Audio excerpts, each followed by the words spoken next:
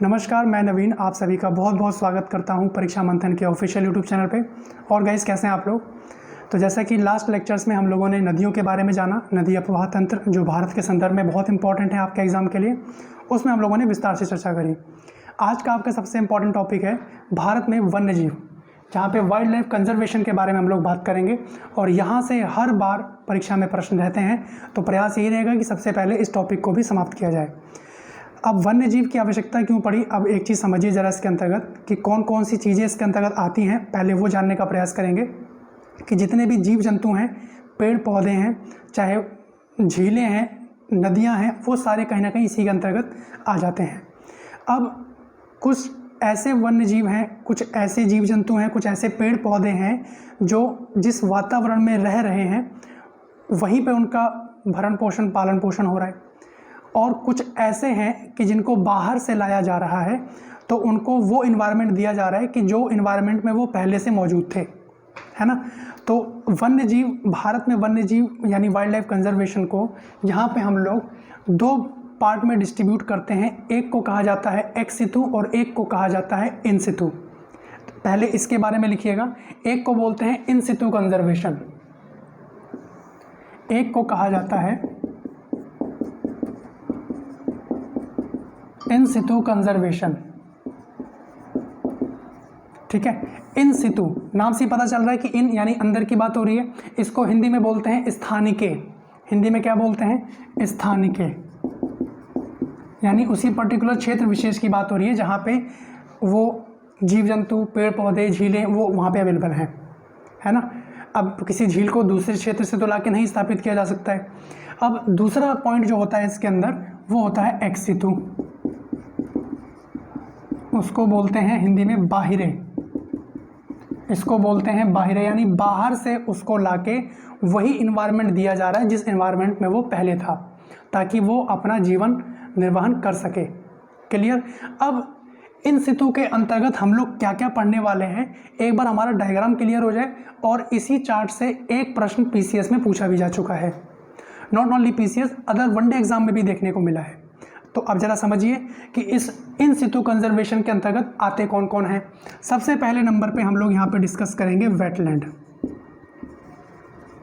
Wetland जिसको आर्द्र भूमि या नम भूमि भी बोलते हैं। पहला पॉइंट इसके अंदर हम ये डिस्कस करेंगे। दूसरा पॉइंट जो हम समझेंगे वो है बायोस्फीयर रिजर्व। बायोस्फीयर रिजर्व,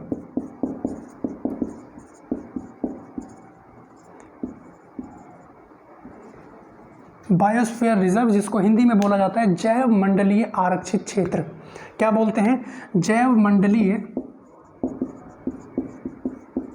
आरक्षित क्षेत्र।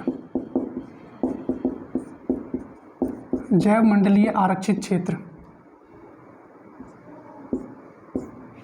और इसी के बाद इन सितु कंजर्वेशन के अंतर्गत हम लोग मूव करेंगे नेशनल पार्क की तरफ, राष्ट्रीय उद्यान की तरफ, जहां से हर बार प्रश्न देखने को मिलता है किसी न किसी रूप में। तो नेक्स्ट पॉइंट इसमें रहेगा आप लोगों का national park,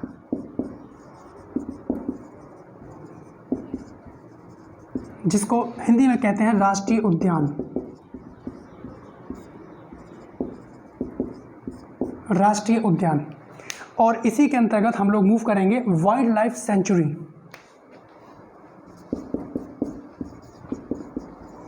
wild life sanctuary, जिसको हिंदी में बोला जाता है वन्य जीव अभ्यारण्य। बहुत इंपॉर्टेंट पॉइंट, क्या बोल रहे हैं इसको? वन्य जीव अभ्यारण्य।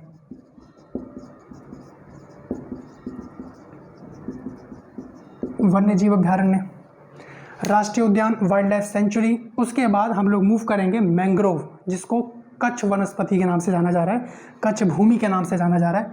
तो नेक्स्ट पॉइंट रहेगा आपका मैंग्रोव। इसको हिंदी में मैंग्रोव भी बोलते हैं या कच्छ भूमि। ठीक है जी। तो ये पांच पॉइंट आपके इन सितु कंजर्वेशन के अंतर्गत आते हैं, जिसमें वेटलैंड, आर्द्र भूमि या नम भूमि, बायोस्फीयर रिजर्व, जैव मंडलीय आरक्षित क्षेत्र जिसको बोला जा रहा है, जो कि विशाल क्षेत्र होता है, उसके बाद हम लोग मूव करेंगे नेशनल पार्क की तरफ, जिसमें राष्ट्रीय उद्यान के बारे में हम लोग चर्चा करेंगे, वाइल्ड लाइफ सेंचुरी वन्य जीव अभ्यारण्य, और मैंग्रोव या मैंग्रोव वनस्पति या कच्छ भूमि, कच्छ वनस्पति। अब एक्स सितु कंजर्वेशन के अंतर्गत कौन कौन आते हैं?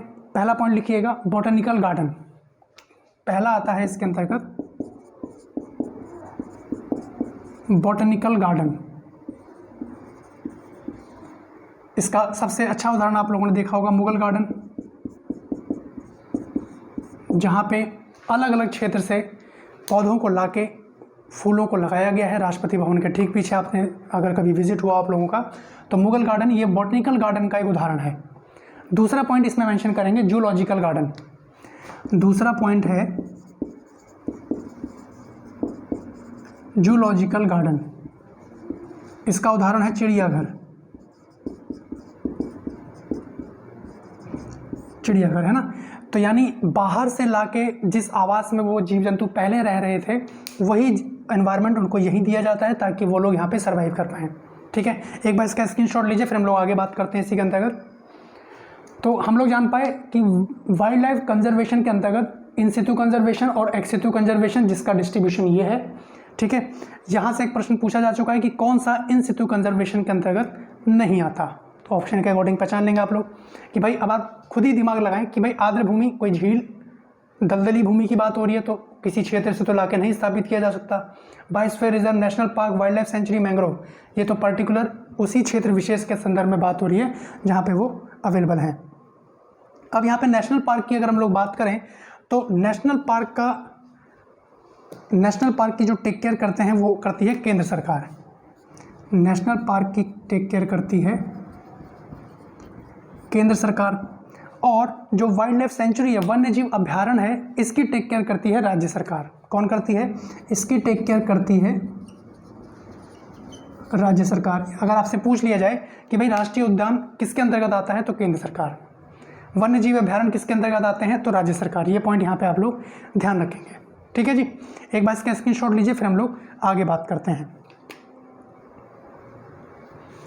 अगर यहीं पे बात करें वाइल्ड लाइफ कंजर्वेशन की, भारत में जो वन्य जीव संरक्षण क्षेत्र है, इसके संदर्भ में अगर हम लोग बात करें तो वन्य जीवों के लिए संरक्षित क्षेत्र, अगर इसका शॉर्ट डेफिनेशन कहा जाए तो वन्य जीवों के लिए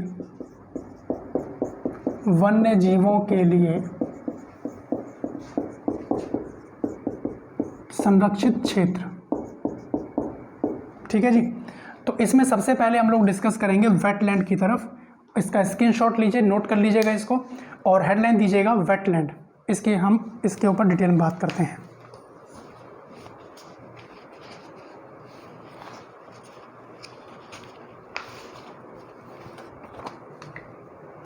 देखिए, वेटलैंड के संदर्भ में बात करें, हेडलाइन दीजिएगा वेटलैंड।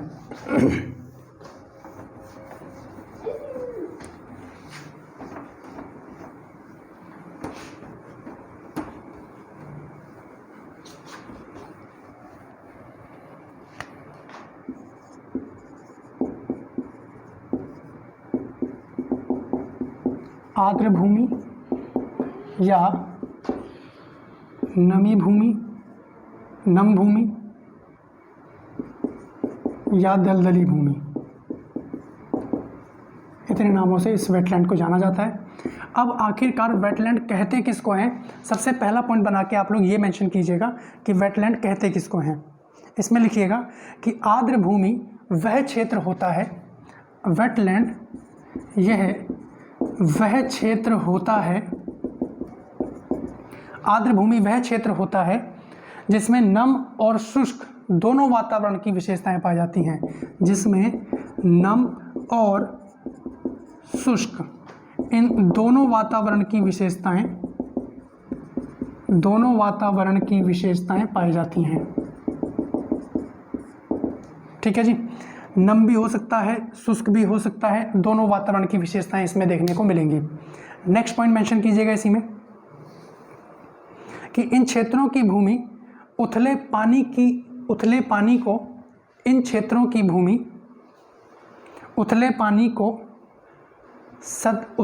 की सतह से ढकी होती है। यानी दूसरा पॉइंट, उथले पानी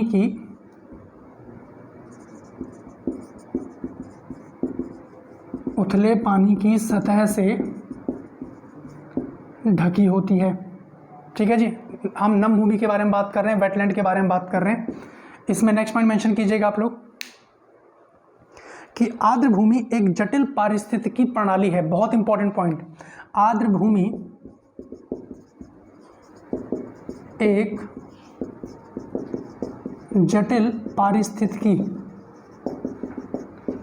पारिस्थितिकी तंत्र प्रणाली है। बहुत इंपॉर्टेंट लाइन है गाइस, ध्यान दीजिएगा इसमें। आर्द्र भूमि एक जटिल पारिस्थितिकी तंत्र प्रणाली है, क्योंकि इसका संरक्षण करना कहीं ना कहीं कई बार पेचीदा हो जाता है। तो सबसे जटिल प्रणाली कौन सी है? आर्द्र भूमि। ठीक है, एक जटिल प्रणाली है। नेक्स्ट पॉइंट मेंशन कीजिएगा इसके अंतर्गत अंतर्देशीय, तटीय, इसके अंतर्गत अंतर्देशीय, तटीय और समुद्री वास की व्यापक श्रृंखला शामिल है। समुद्री आवास की व्यापक संकल्पना शामिल है, इसलिए एक ही जटिल प्रणाली देखने को मिलती है। ठीक है, अब यहाँ पे एक चीज़ ध्यान दीजिए।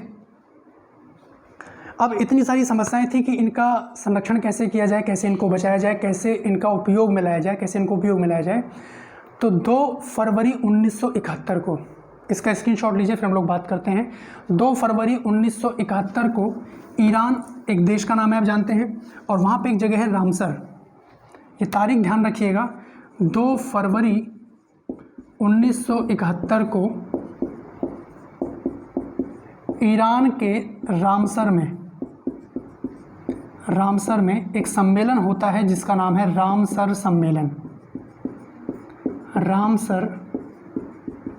सम्मेलन।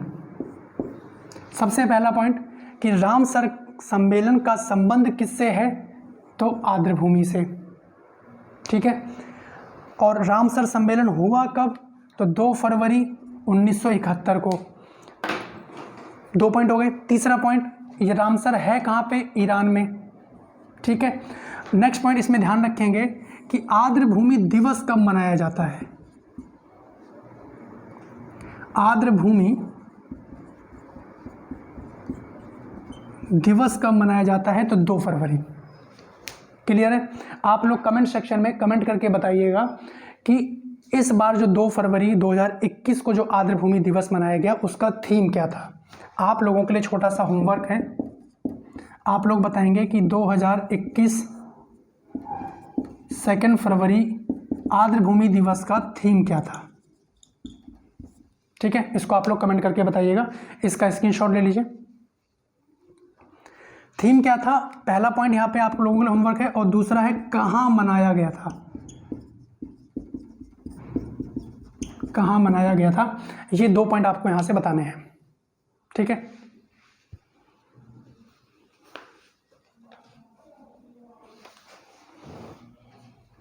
दो फरवरी 2021 को क्या थीम रहा, ये आप लोग कमेंट सेक्शन में बताइएगा। इसके स्क्रीनशॉट ले लीजिए।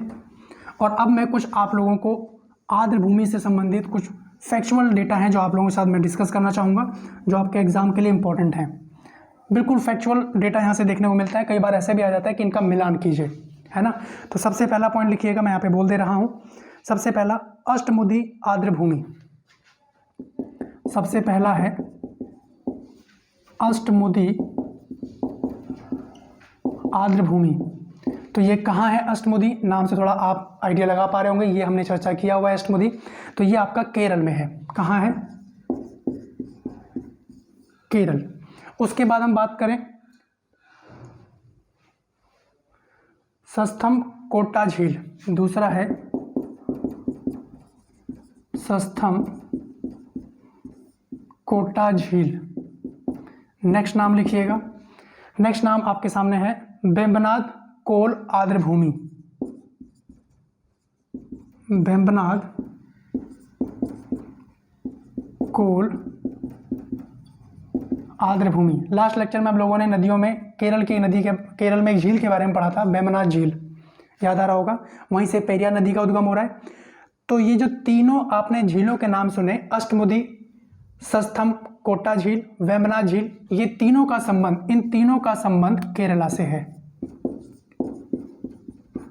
ठीक है जी, पहला पॉइंट यहां पे ध्यान रखेंगे। नेक्स्ट पॉइंट मेंशन कीजिए, कोलेरू झील।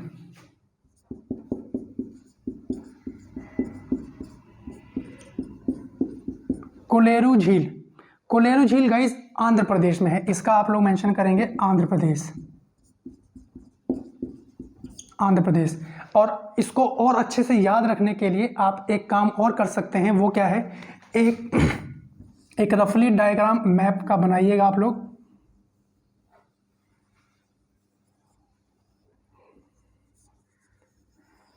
और इस मैप में इनको लोकेट कर दीजिएगा। So you guys will remember कि भाई कौन सी झीलें आखिरकार कहाँ पे हैं। एक काम अगर आप लोगों ने ये कर दिया तो आप लोग लंबे टाइम के लिए इसको याद रख पाएंगे, क्योंकि अगर मैंने यहाँ पे ये डिज़ाइन किया तो काफ़ी टाइम लग सकता है। तो मैं आप लोगों को यहाँ पे केवल फैक्चुअल जो आपके एग्जाम में देखने को बन सकते हैं, इंपॉर्टेंट हैं, वो मैं यहाँ पे आपके सामने डिस्कस कर दे रहा हूँ। तो कोलेरू झील आंध्र प्रदेश। नेक्स्ट नाम लिखिएगा इसमें, चिल्का झील।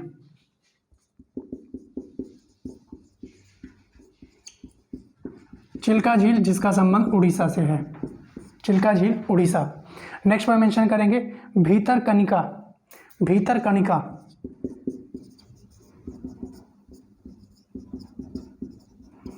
इसका संबंध भी उड़ीसा से है। तो उड़ीसा में आपने देखा चिल्का झील, भीतरकनिका, ये दो यहाँ पे मौजूद हैं। नेक्स्ट पॉइंट लिखिएगा भोज आर्द्र भूमि, इसका स्क्रीनशॉट ले लें, भोज आर्द्र भूमि। देखिए हैं तो बहुत सारे, लेकिन हम लोग बात करेंगे जो एग्जाम के लिए इंपॉर्टेंट है, सारे थोड़ा पढ़ने हैं हम लोगों को। तो भोज आर्द्र भूमि ये राजस्थान है, भोज आर्द्र भूमि राजस्थान। क्लियर, केरल देखा हमने, आंध्र प्रदेश, उड़ीसा, राजस्थान में भोज आर्द्र भूमि। नेक्स्ट पॉइंट मेंशन करेंगे केवलादेव, एक सेकंड, भोज आर्द्र भूमि, इसको गाइज मध्य प्रदेश मेंशन कीजिएगा, एमपी में, सॉरी, इसको मध्य प्रदेश में आप लोग अपडेट कर लें। इसका स्क्रीनशॉट लीजिए, फिर हम लोग आगे बात करते हैं।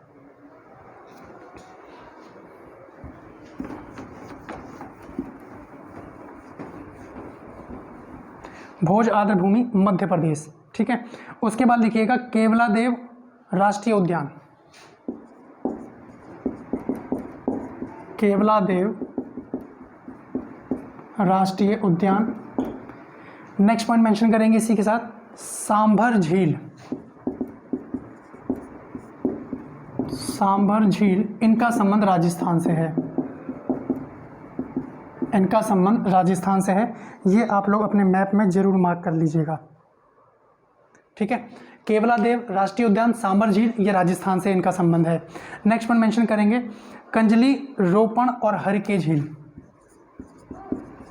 कंजरी झील,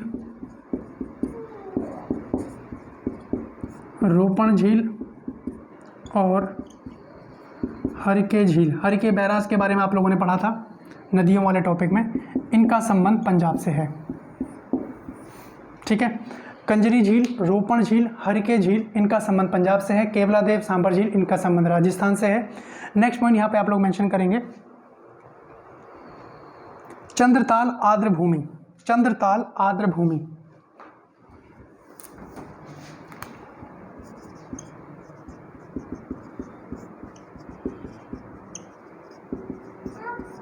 चंद्रताल आर्द्र भूमि। चंद्रताल आर्द्र भूमि के संदर्भ में मेंशन कीजिएगा आप लोग कि ये हिमाचल प्रदेश में है,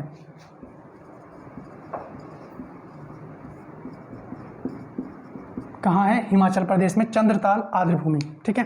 नेक्स्ट पॉइंट मेंशन करेंगे पोंग बांध और रेणुका आर्द्र भूमि, पोंग बांध और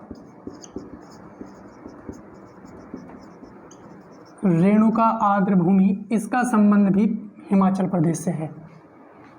तो हिमाचल प्रदेश में 3 है, इनको आप लोग मेंशन कर लेंगे। चंद्रताल आर्द्र भूमि, पोंग बांध और रेणुका आर्द्र भूमि, इसका संबंध हिमाचल प्रदेश से है, ठीक है। नेक्स्ट लिखिएगा आप लोग वुलर झील, नेक्स्ट लिखिएगा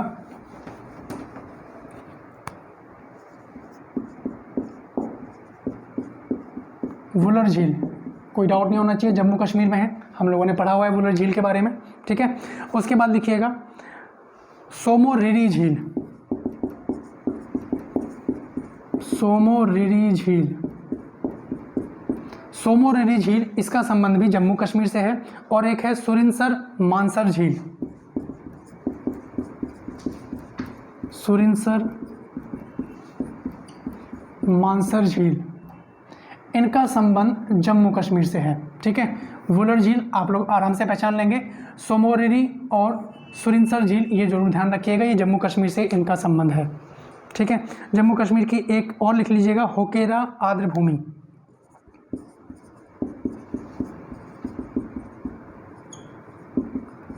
होकेरा आर्द्र भूमि, इसका संबंध भी जम्मू कश्मीर से। तो जम्मू कश्मीर में आपको 4 आर्द्र भूमि स्थल मिल गए हैं जहां ये प्रश्न देखने को मिल सकते हैं। हिमाचल प्रदेश में 3 है। आपसे ऐसा प्रश्न नहीं पूछा जाएगा कि भाई जम्मू कश्मीर में कितनी आर्द्र भूमि है, नहीं। आपसे पूछा जा सकता है कि सोमनसरी झील का संबंध किस राज्य से है, क्या किस क्षेत्र से है। दूसरा पॉइंट, आपको कुछ झीलों के नाम दे देगा और यहाँ पे कुछ राज्यों के नाम लिख देगा, उसको मिलान कीजिए। ये 2 ही प्रश्न यहाँ से देखने को मिलते हैं। और जो हमने इसके पहले बैकग्राउंड की बात करी वहाँ से प्रश्न आ जाते हैं, तो इसके लिए आप लोग तैयार रहिएगा। ठीक है, उसके बाद मेंशन कीजिए जम्मू कश्मीर के बाद। अब गुजरात की तरफ हम लोग मूव करते हैं। गुजरात में एक आप ध्यान रखेंगे, नल सरोवर वर्ल्ड सेंचुरी, नल सरोवर वर्ल्ड सेंचुरी। देखिए नाम से लग रहा है वर्ल्ड सेंचुरी, लेकिन ये कहीं ना कहीं आर्द्र भूमि के अंतर्गत आ रहा है, तो इसको आप ध्यान रखेंगे, ये गुजरात में है। Nal Sarovar world sanctuary Gujarat. Next point इसमें मेंशन करेंगे आप लोग, रुद्र सागर झील, रुद्र सागर झील, रुद्र सागर झील का संबंध त्रिपुरा से है, ये त्रिपुरा में है। उसके बाद नेक्स्ट लिखिएगा लोकटक झील, बहुत इंपॉर्टेंट, कई बार ये परीक्षा में आती है। लोकटक झील मणिपुर, लोकटक झील है मणिपुर में। ठीक है, एक लास्ट और इसमें नोट करें, दीपोर भील, दीपोर भील,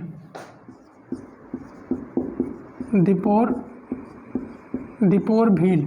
देखिए असम जो क्षेत्र है यहाँ पे झील को बील बोलते हैं, यानी क्या बोलते हैं, बील। असम में दीपोर भील, यानी ये असम में है। 2018 2 फरवरी 2018 को जो आर्द्र भूमि दिवस मनाया गया, उसका क्षेत्र यही था, दीपोर भील, असम में जो कि मौजूद है। भील का मतलब झील, असम में भील को झील के नाम से जाना जाता है। तो ये कुछ वेटलैंड के बारे में हमने जाना, जहाँ से अधिकांश प्रश्न परीक्षा में देखने को मिलते हैं, इसको आप लोग नोट कर लें।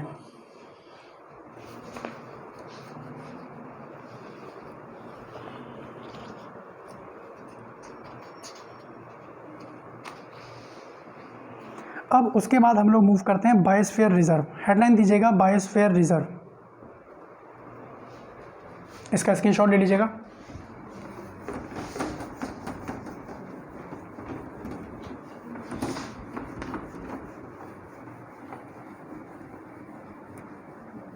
अब जरा एक चीज़ समझिए कि अगर जैसे मान लीजिए ये एक क्षेत्र है, ये एक राज्य है, ये एक राज्य है और ये एक राज्य है ना।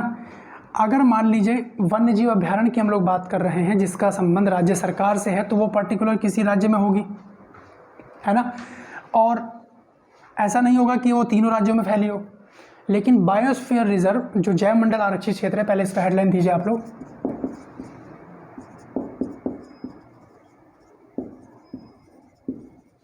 बायोस्फीयर रिजर्व जैव मंडल आरक्षित क्षेत्र,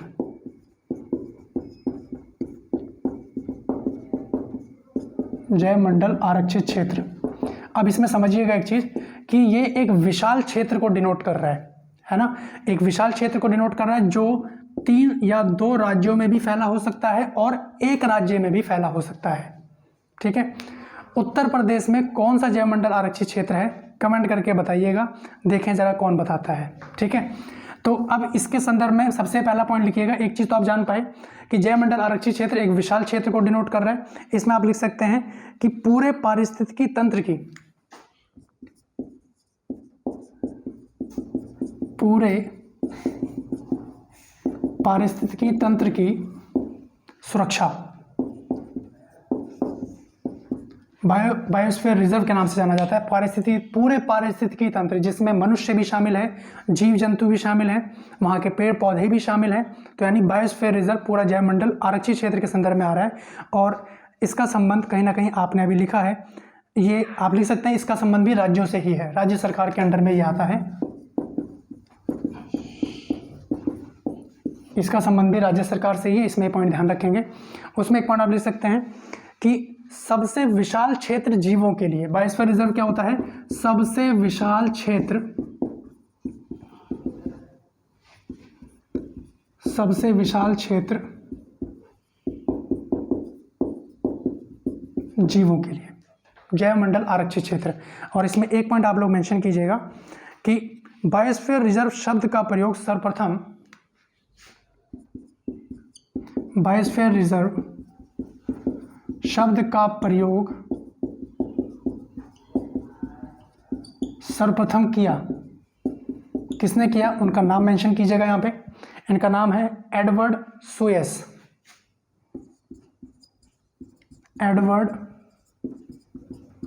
एडवर्ड सुएस ने बायोस्फीयर रिजर्व शब्द का प्रयोग सबसे पहले किया। इन्होंने ये संकल्पना दी कि भाई एक विशाल क्षेत्र के अंतर्गत हम पूरे पारिस्थितिकी तंत्र की सुरक्षा कर सकते हैं, जहाँ पे मानव समुदाय, जीव जंतु, पेड़ पौधे, ये सभी इसके अंतर्गत सम्मिलित हो जाते हैं। ठीक है। और इसमें एक शब्द आपने सुना होगा, फ्लोरा एंड फोना, सुना है आप लोगों ने? ये भी पेड़ पौधे से संबंधित है, तो इसके अंतर्गत ये आ जाता है। इसमें नेक्स्ट पॉइंट मेंशन कीजिएगा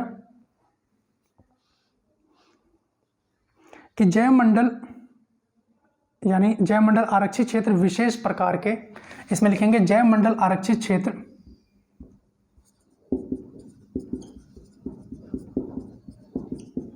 जैवमंडल आरक्षित क्षेत्र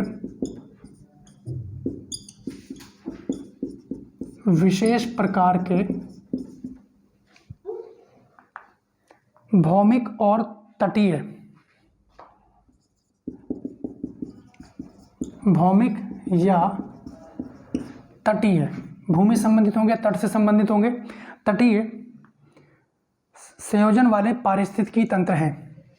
भौमिक या तटीय संयोजन वाले पारिस्थितिकी तंत्र हैं।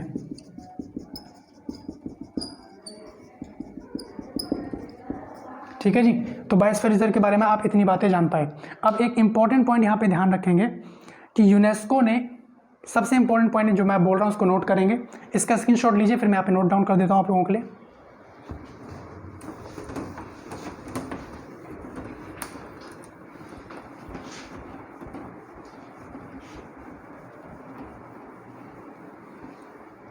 लिखिएगा, यूनेस्को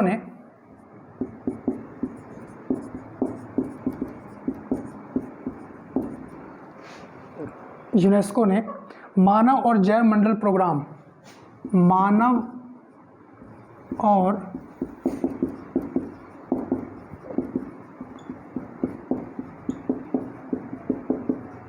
जैवमंडल प्रोग्राम, ध्यान दीजिएगा, मानव और जैवमंडल प्रोग्राम 1971 के अंतर्गत शुरू किया। 1971 में ही शुरू किया, 2 फरवरी 1971 है ना, तो 1971 को शुरू किया। इसको इंग्लिश में क्या बोलते हैं, इसका नाम भी ध्यान रखिएगा, लिख लेंगे man and the biosphere programme, man and the biosphere reserve programme.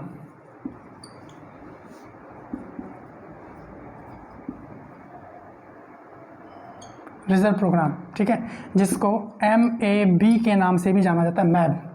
Map का संबंध किससे है? तो जैवमंडल आरक्षित क्षेत्र से है। इसके संदर्भ में आप लोग ध्यान रखेंगे। ठीक है। अब जैवमंडल आरक्षित क्षेत्र के संदर्भ में हम लोग बात करें तो अब आते कौन कौन से हैं और कैसे याद रख पाएंगे आप लोग, सबसे बड़ी चुनौती ये हो जाती है। ठीक है। अगर देखिए, एक प्रश्न यहाँ पे ये बनता है कि सबसे पहला बायोस्फीयर रिजर्व भारत के अंतर्गत कौन बना, वो हमें ध्यान रखना है ना। उसके बाद कितने हैं वो हमें ध्यान रखना है, काउंटिंग टोटल कितनी है, और उसके बाद कौन सा बायोस्फीयर रिजर्व कहाँ है वो हमें ध्यान रखना है। ये कुछ गिने चुने प्रश्न यहाँ से बनते हैं। एक बार इसको देख लेते हैं, इसका स्क्रीनशॉट लीजिए आप लोग, फिर हम लोग आगे बढ़ें।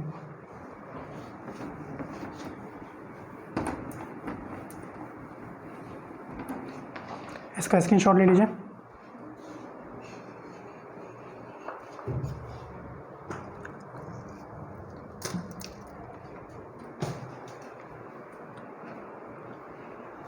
देखिए,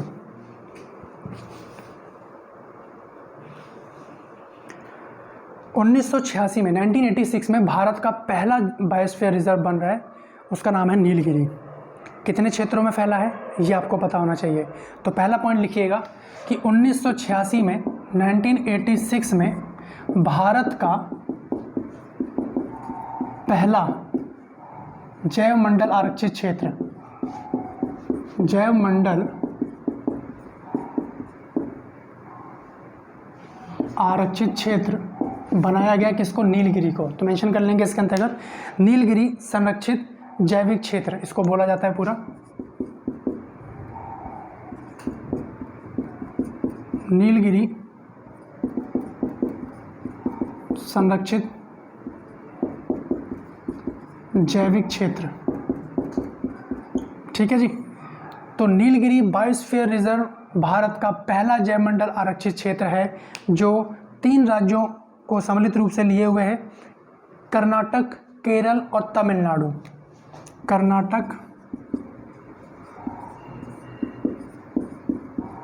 केरल और तमिलनाडु, यानी इन 3 क्षेत्रों में ये फैला हुआ है। अगर हम लोग बात करें तो ये पूरा एरिया, अगर यहाँ पे कर्नाटक है, ये केरल और ये तमिलनाडु, ठीक है। तो इन तीनों क्षेत्रों में ये हमारा भारत का पहला जैवमंडल आरक्षित क्षेत्र यहाँ पे फैला हुआ है।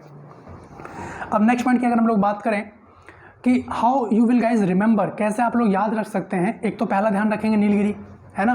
देखिए हमने इसको कैसे डिस्ट्रीब्यूट किया, आप कैसे याद रख सकते हैं। कुछ के नाम एन से शुरू होते हैं, कुछ के नाम एन से शुरू होते हैं। अब एन से कौन कौन है, जिसमें आप लोग पहला जान पाए नीलगिरी, है ना। पहला जान पाए नीलगिरी कहाँ पे है, आप लोगों ने देखा। दूसरे एन से कौन है, नंदा देवी, नंदा देवी बायोस्फीयर रिजर्व। उम्मीद करता हूँ तो आपको पता लग गया होगा, उत्तराखंड में है। ये केवल उत्तराखंड में है, कोई ज़रूरी नहीं है कि कई सम्मिलित राज्यों को लेकर चले, एक पर्टिकुलर राज्य में भी हो सकता है, ठीक है। तो ये तो आपका हो गया कर्नाटक, केरल, तमिलनाडु, ठीक है। ये आपका हो गया उत्तराखंड, नीलगिरी, नंदा देवी। फिर लिखेंगे नोकरेक, ये कई बार परीक्षा में आता है, नोकरेक वन्यजीव, नोकरेक जैवमंडल आरक्षित क्षेत्र, नोकरेक। तो ये कहाँ है, मेघालय में। नोकरेक कहाँ है, मेघालय में। एक एन से और लिखेंगे ग्रेट निकोबार,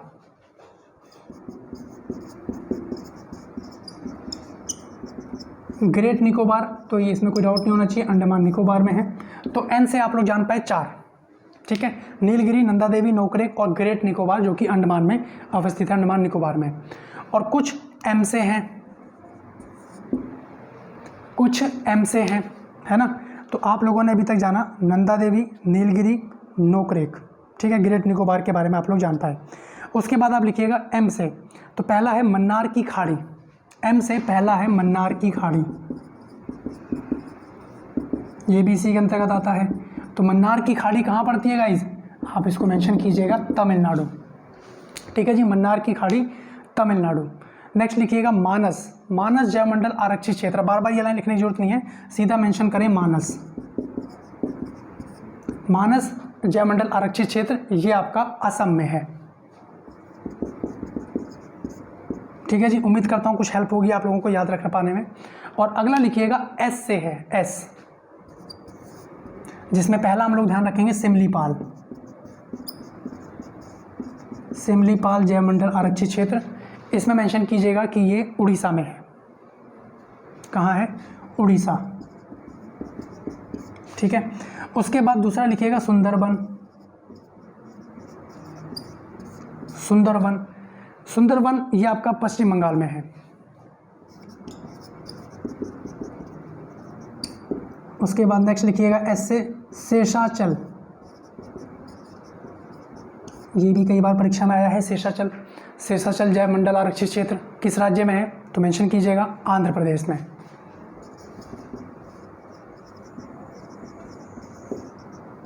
ठीक है जी। NMS, अब देखिए इससे आप कितने याद रख पा रहे हैं, 4 ये हो गए, 2 4 2 6 और 3 9, तो आप लोग आराम से याद रख पाएंगे कि कौन सा किस नाम से कहाँ पे है, ठीक है। हमने मन्नार की खाड़ी पढ़ लिया, सुंदरबन देखा, मानस देखा हम लोगों ने, सिमलीपाल देख लिया। अब अगला लिखिएगा दिहांग दिबांग, अब कुछ अल्फ़ाबेटिकली नहीं है, अब मैं कुछ अलग नाम लिख दे रहा हूँ, उसको आप लोग मेंशन कर लेंगे।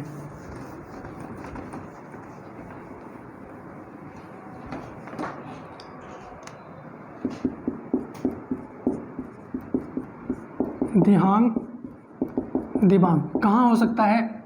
अगर आप लोग सोच पाए, हम लोगों ने ब्रह्मपुत्र नदी के बारे में पढ़ा, जब वो एंटर होती है भारत के अंदर नॉर्थ ईस्ट रीजन से, तो वहाँ पे कुछ एरिया तक उसको दिहांग के नाम से जाना जाता है। और वो एरिया कहाँ पड़ता है आप लोगों का?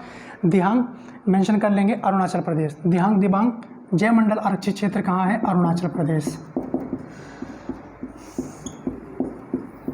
ठीक है, अगला लिखिएगा दिहांग दिबांग के बाद Pachmarhi biosphere reserve. Pachmarhi biosphere reserve ये आपका एमपी में है, मध्य प्रदेश। नेक्स्ट मेंशन कीजिएगा पंचमढ़ी के बाद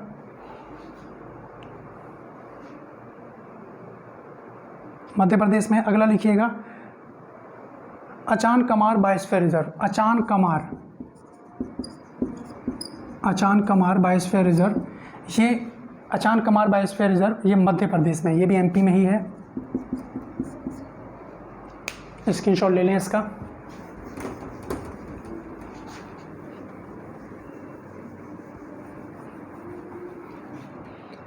अगला मेंशन कीजिएगा इसमें कच्छ का रण। अब ये लिखने की आवश्यकता नहीं, पहचानी लोग गुजरात में है, फिर भी लिख लीजिए कच्छ का रण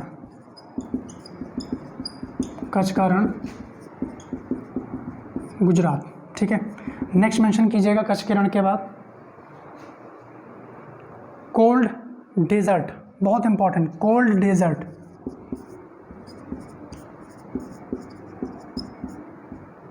ये आपका हिमाचल प्रदेश में है, HP Himachal Pradesh. Cold desert Himachal Pradesh. Kanchenjunga जयमंडल आरक्षित क्षेत्र।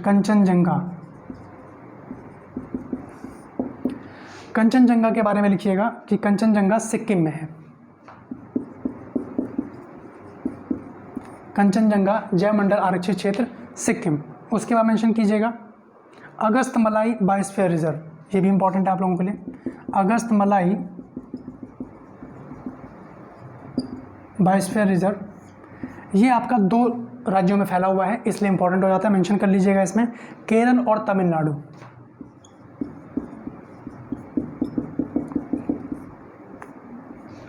केरल और तमिलनाडु। ठीक है, अगस्तमलाई। उसके बाद लिखिएगा आप लोग डिब्रू सेखोवा।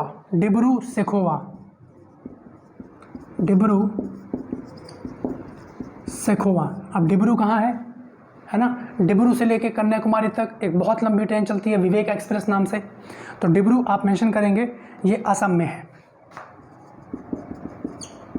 ठीक है, डिब्रू सेखोवा जयमंडल आरक्षित क्षेत्र असम। नेक्स्ट लिखिएगा इसमें पन्ना राष्ट्रीय उद्यान, ये भी जयमंडल आरक्षित क्षेत्र में आता है।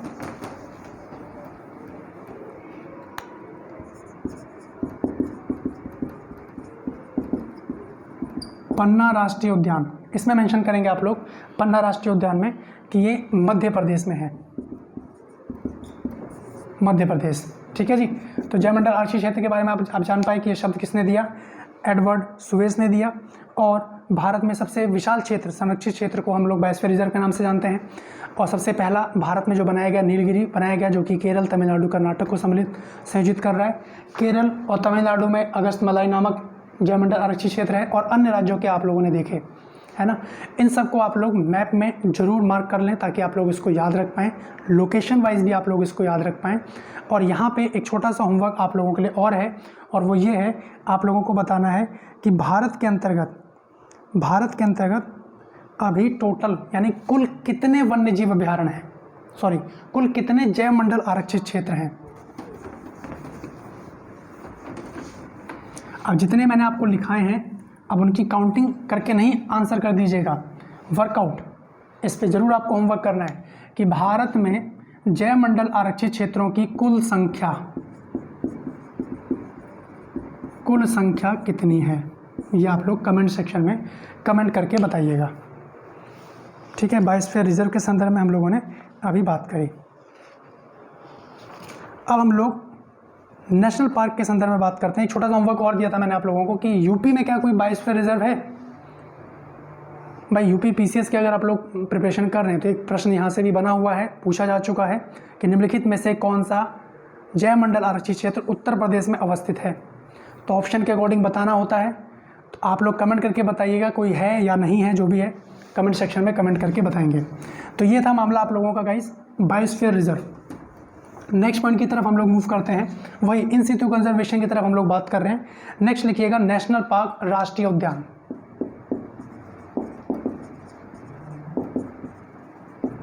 नेशनल पार्क जिसको हिंदी में राष्ट्रीय उद्यान कह रहे हैं, ठीक है।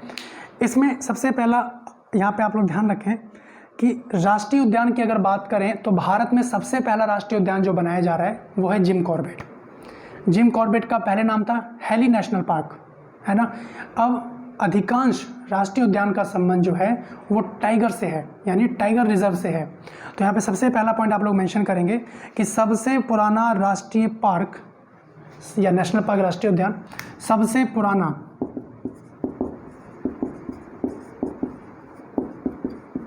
सबसे पुराना राष्ट्रीय उद्यान कौन सा है? Jim Corbett. सबसे पुराना राष्ट्रीय उद्यान है जिम कॉर्बेट, है ना। और ये जिम कॉर्बेट कहाँ पड़ता है गाइस? ये पड़ता है आपका उत्तराखंड में। कहाँ पड़ता है? उत्तराखंड में, है ना। और इसमें एक पॉइंट मेंशन करेंगे कि 1936 में 1936 में लुप्तप्राय बंगाल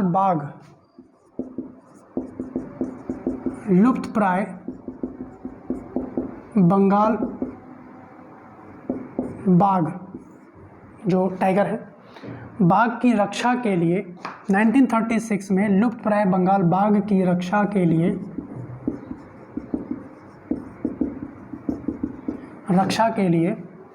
हेली नेशनल पार्क बनाया गया, है ना। क्या बनाया गया? Heli national park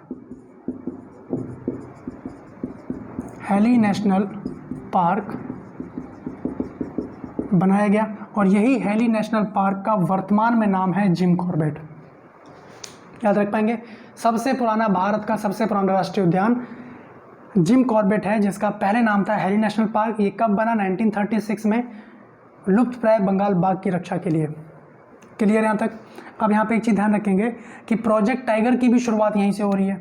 Jim Corbett से ही प्रोजेक्ट टाइगर की शुरुआत हुई। प्रोजेक्ट टाइगर की शुरुआत कहाँ से हो रही है? जिम कॉर्बेट से प्रोजेक्ट टाइगर की शुरुआत हुई, ठीक है।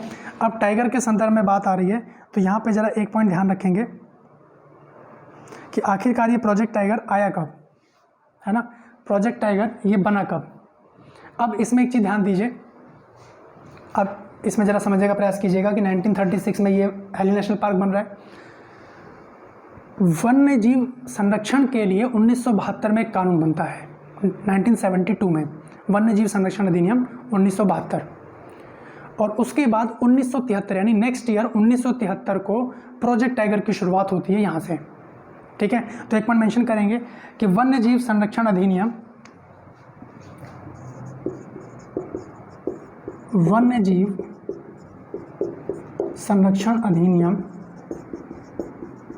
बनाया गया 1972 में, 1972 में।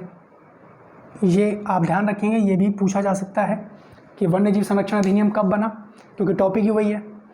अब यहाँ पे ध्यान दीजिएगा कि 1972 में 1972 में लिखेंगे 1972 में 1972 में टाइगर को राष्ट्रीय पशु बनाया गया। टाइगर को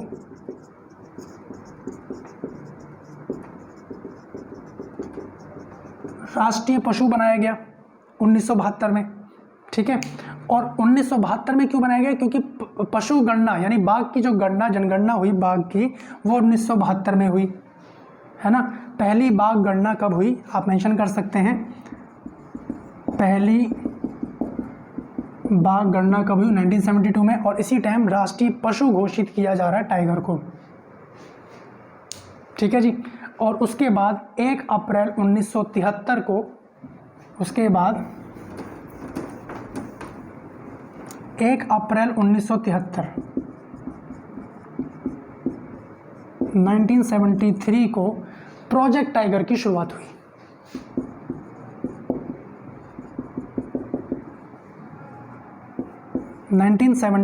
एक अप्रैल 1973 को प्रोजेक्ट टाइगर की शुरुआत हो रही है और उत्तराखंड में जिम कॉर्बेट से इसकी शुरुआत हुई। उम्मीद करता हूँ यहाँ तक पॉइंट ध्यान रख पाएंगे। ठीक है, अब यहाँ पे एक चीज़ ध्यान दीजिए कि अगर जैसे हम लोग बात करते हैं, अगर कोई जल संबंधित कोई करंट अफेयर में मामला चल रहा है तो वहाँ से प्रश्न आ जाता है वाटर मैन ऑफ इंडिया कौन है ना, जिन्होंने जल के संरक्षण में बहुत महत्वपूर्ण भूमिका निभाई। अब टाइगर की बात आ रही है तो टाइगर मैन ऑफ इंडिया किसको बोला जाता है, ये प्रश्न भी कहीं ना कहीं इंपॉर्टेंट है और पूछा भी जा चुका है। तो नेक्स्ट पॉइंट मेंशन कीजिएगा इसी के अंतर्गत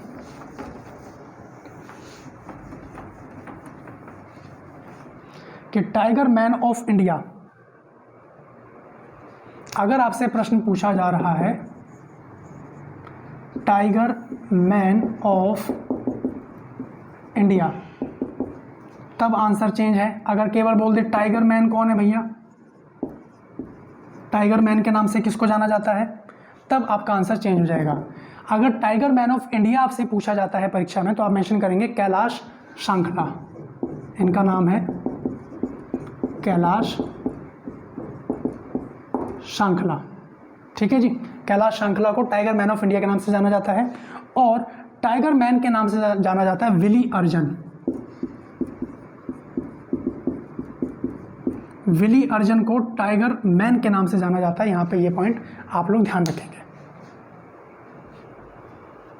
ठीक है, तो ये टाइगर प्रोजेक्ट की बात है जिसके संदर्भ में हम लोगों ने चर्चा कर ली। अब कुछ राष्ट्रीय उद्यान के नाम मैं आप लोगों को लिखवा दे रहा हूँ, उसके नाम आप ध्यान रखेंगे जहाँ से बार बार परीक्षा में प्रश्न आ जाते हैं। सबसे पहला ध्यान रखेंगे कि पूरे उत्तर प्रदेश में एक ही नेशनल पार्क है, राष्ट्रीय उद्यान की संख्या एक है और वो है दुधवा नेशनल पार्क। ठीक है, तो सबसे पहले इसी के बारे में बात करते हैं। तो नेक्स्ट पॉइंट बना के लिखिएगा, उत्तर प्रदेश में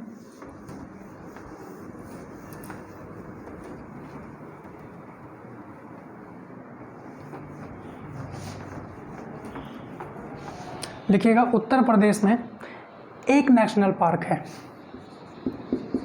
यूपी में एक नेशनल पार्क है, वो है Dudhwa national park.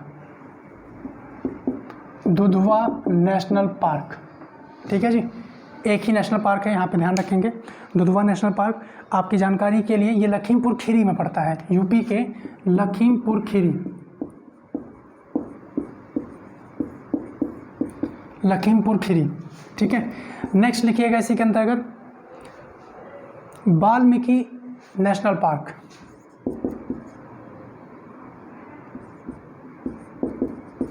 Valmiki national park ये आपका बिहार में है, ये आपका कहाँ है, बिहार में, वाल्मीकि नेशनल पार्क। फिर लिखिएगा भगवान महावीर नेशनल पार्क।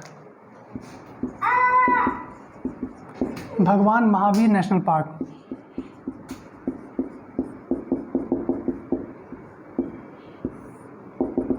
भगवान महावीर नेशनल पार्क ये गोवा में है, इसको मेंशन कर लीजिए, गोवा। ठीक है, इसको नोट करते रहिए।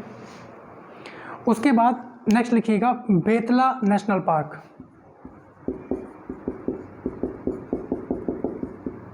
बेतला नेशनल पार्क गाइस ये पड़ता है झारखंड में, Betla national park Jharkhand.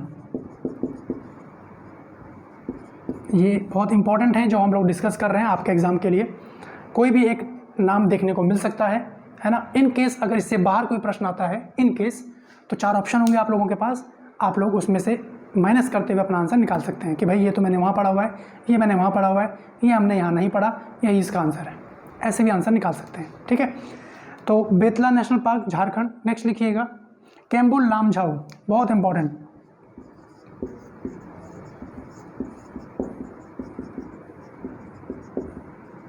कैम्बुल लामझाऊ national park ये आपका पड़ता है गाइस मणिपुर में। ठीक है, एक और मेंशन कीजिएगा इसमें Intanki national park. Intanki national park, Intanki national park का संबंध नागालैंड से है। इटांकी नेशनल पार्क का संबंध नागालैंड से। यहाँ पे आप ये पॉइंट ध्यान रखेंगे। और एक और लिखेंगे जिसके बारे में बार बार आ जाता है, खानचेंदजोंगा, खानचेंदजोंगा नेशनल पार्क, खानचेंदजोंगा नेशनल पार्क, ये आपका सिक्किम में है, ना, सिक्किम ध्यान रखेंगे। इसका स्क्रीनशॉट लीजिए।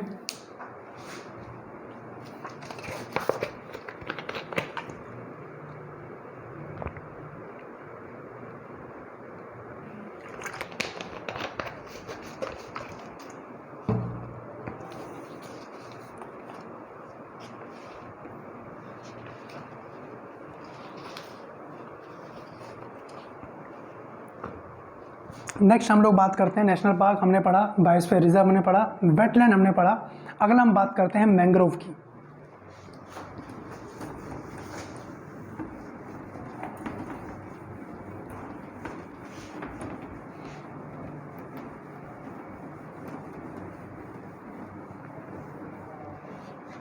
नेक्स्ट हेडिंग दीजिएगा मैंग्रोव।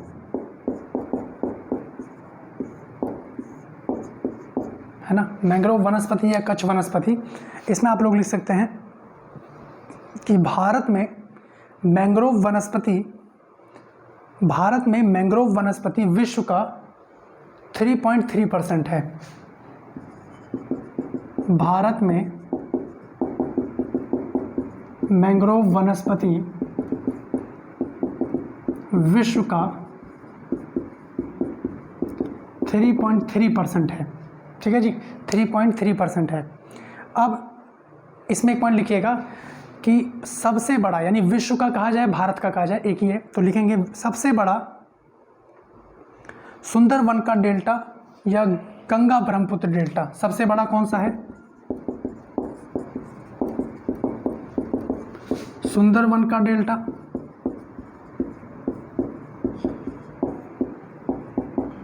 सुंदरवन का डेल्टा या गंगा ब्रह्मपुत्र डेल्टा।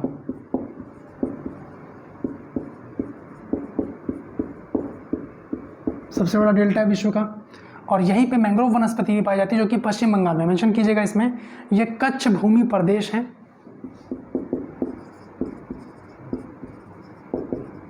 कच्छ भूमि प्रदेश है। और कहाँ है गाइस? ये है पश्चिम बंगाल, है ना। लास्ट लेक्चर में हम लोगों ने बात करी थी कि वो नदियाँ डेल्टा बनाती हैं जो अपने साथ अवसादों को लेके आती हैं, और जो नदियाँ डायरेक्ट तीव्र ढाल से होते हुए समुद्र में या खाड़ी में जाके मिल जा रही हैं, वो ज्वार नद एस्चुरी बनाती हैं। ठीक है, तो विश्व का सबसे बड़ा डेल्टा या भारत का सबसे बड़ा डेल्टा सुंदरवन का डेल्टा या गंगा ब्रह्मपुत्र डेल्टा, इसको कच्छ भूमि प्रदेश भी कहते हैं, जिसका संबंध पश्चिम बंगाल से। यहाँ पे ये पॉइंट ध्यान रखेंगे। ठीक है, अब यहाँ पे एक इम्पॉर्टेंट पॉइंट ये बनता है मैंग्रोव से संबंधित, कच्छ भूमि से संबंधित, कि राष्ट्रीय कच्छ वनस्पति, मेंशन कीजिएगा नेक्स्ट पॉइंट में, राष्ट्रीय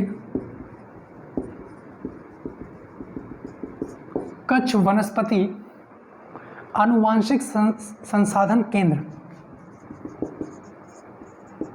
आनुवांशिक संसाधन केंद्र कहाँ पे अवस्थित है? इससे संबंधित एक प्रश्न आप यहाँ पे ध्यान रखेंगे।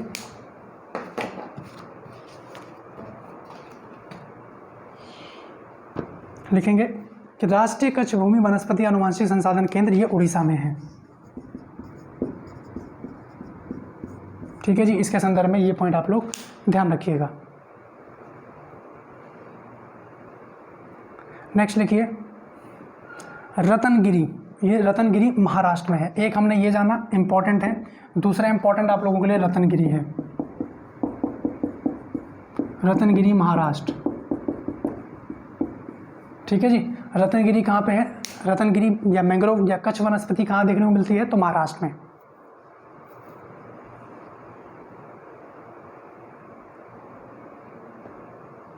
ठीक है, कुछ कच्छ वनस्पति हम लोग देख पाते हैं प्रवाल भित्ति के संदर्भ में भी, कुछ कच्छ वनस्पति प्रवाल भित्ति के संदर्भ में देखने को मिलती है। तो भारत में 4 जगह प्रवाल भित्ति पाई जाती हैं। ये हम लोग पहले डिस्कस कर चुके हैं, लेकिन एक बार मैं शॉर्ट यहाँ पे बना दे रहा हूँ, आप लोग उसका स्क्रीनशॉट जरूर ले लीजिएगा, उसको अपडेट कर दीजिएगा। अगला छोटा सा इसमें लिखिए, छोटी सी एक हेडलाइन डालते हुए इसी मैंग्रोव के अंतर्गत कि भारत में प्रवाल भित्ति क्षेत्र, भारत में प्रवाल भित्ति क्षेत्र कितने हैं? 4 हैं। एक तो गुजरात में है, एक लक्षद्वीप में है, एक तमिलनाडु में है और एक अंडमान निकोबार में है। क्लियर है जी? तो गुजरात में है खंबात या कच्छ की खाड़ी, गुजरात में है खंबात या